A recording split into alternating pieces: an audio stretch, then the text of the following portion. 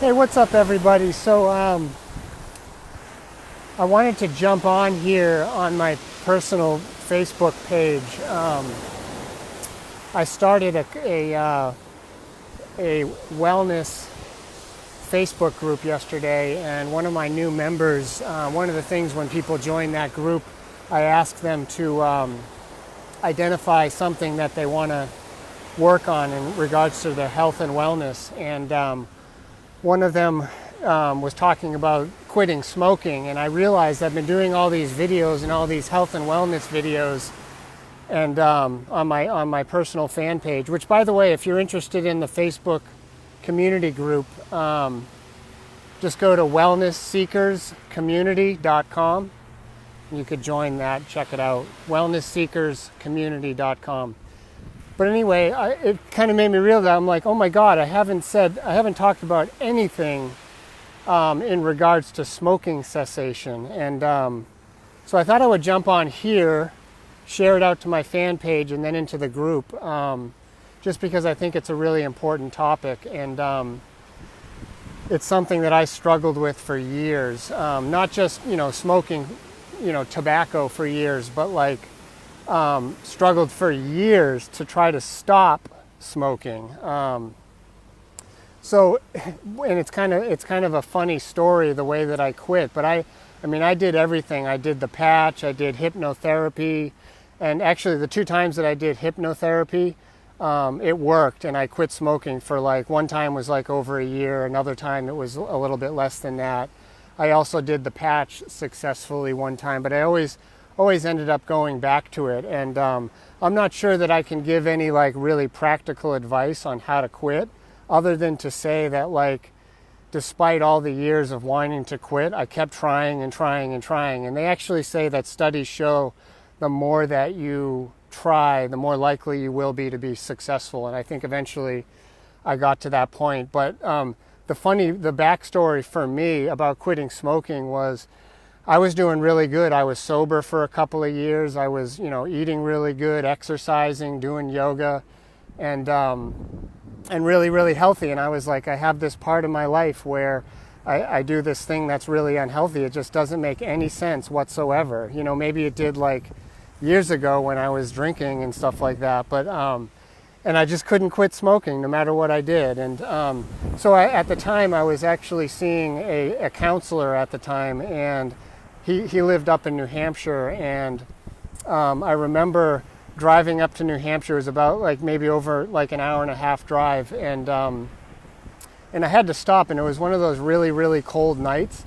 I had to stop maybe 20 minutes before I got to his office to pull over and have a cigarette, because I was starting to feel like I needed a cigarette. And I'm standing outside at this convenience store smoking a cigarette, and it's literally 0 degrees out, and I'm like, oh my God, this is terrible. My lungs hurt, and I'm just having those thoughts this smoking sucks. Why can't I quit? It really just sucks, you know what I mean? And I'm standing outside in the freezing cold for no reason, damaging my lungs and just feeling really terrible about it. So anyway, I got back in the car, and I drove over to my counselor's office. And when I got in there, I was just man, it's really tough to be a smoker when it's this cold outside. You know what I mean? It was one of those really cold New Hampshire nights. And what was funny about it is he didn't know that I was a smoker. He was really surprised by that, because I was doing so well in all the other areas of my life. And he looked at me and he goes, well, he's like, do you want to quit that? And I'm like, yeah, of course I want to quit that. He's like, okay, great. So what I want you to do is, why don't you give me your cigarettes right now, and we're going to flush them down the toilet. And I was well, and it was I wanted to quit, and I said that to him, but in that moment I was I don't know if I'm ready to try again. You know what I mean? And he's like, give me your cigarettes. We're going to flush them down the toilet, and you're going to quit because you just told me that you wanted to quit. And I was like, well, my cigarettes are in my car. And he's like, well, go down there and get them. And so I was kind of as I walked out of his office to go down and get my cigarettes out of the car, knowing that oh my God, I may have just had my last cigarette, and I'm about to flush them down the toilet. I'm just like, what are, it's like kind of that jumping off point where I was like, what have I gotten myself into? You know what I mean? And so I brought him back up there, and I was just like, oh my God, I don't know if I'm going to be able to do this. And like, he was really insistent about it.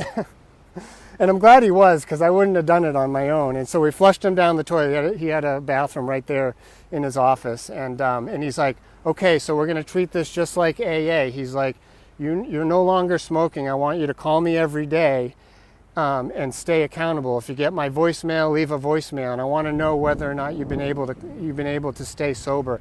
And you're just going to take it a day at a time. And I was really, really scared. And I left his office.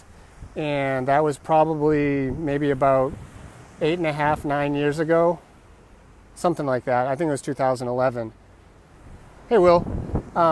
And so anyway, I have not smoked any tobacco, no tobacco products, nothing, not even cigars, ever since then. And one of the things that he said to me, which was really helpful, is he said, you are going to be out of your mind for about 7 to 10 days. And all of that is withdrawal symptoms.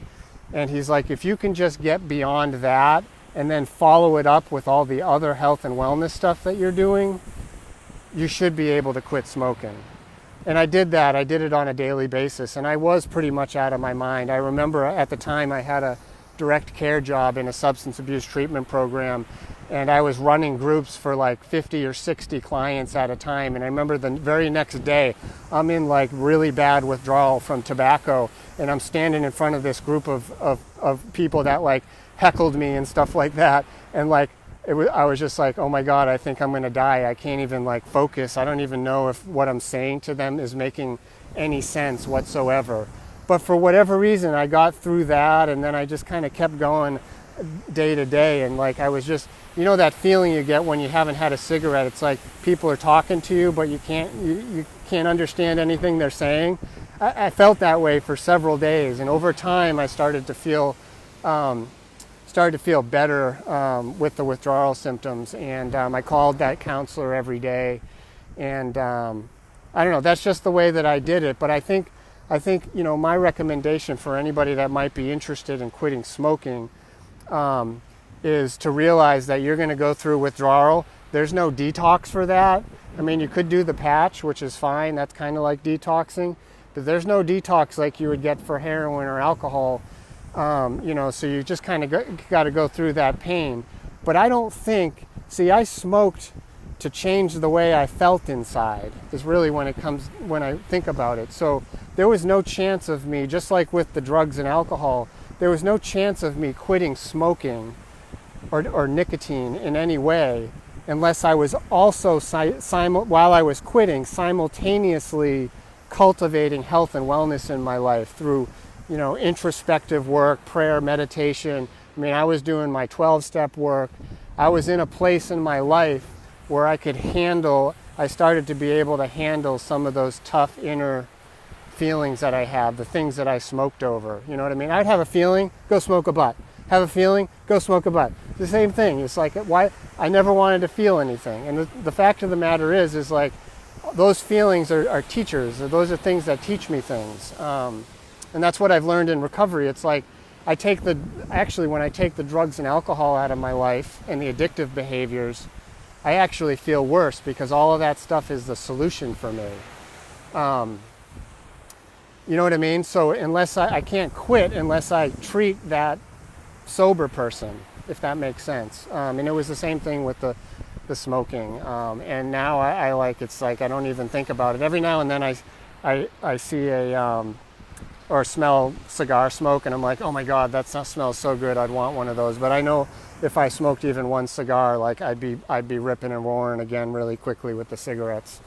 So anyway, that's kind of my story with this, and it's tied in with addiction. But the main thing, any addiction, you can't just stop the behavior and not treat the sober person, if that makes sense. So that's why I've been in here doing some of this stuff. Some of y'all might not have addiction really bad. You may have some bad health and wellness behaviors, but you're interested in making some change. And if you're like me, I was never successful changing a behavior unless I followed it up with inner work, and also to be honest with you, to follow it up with some kind of spiritual practice. That's kind of what I've been trying to put out there in the world here. And so anyway, I hope that's helpful to anybody. If you guys have any questions, drop me a comment. Again, if you want to join the Facebook community group that I started, we're going to be talking a lot about this stuff. I'm trying to grow it in there.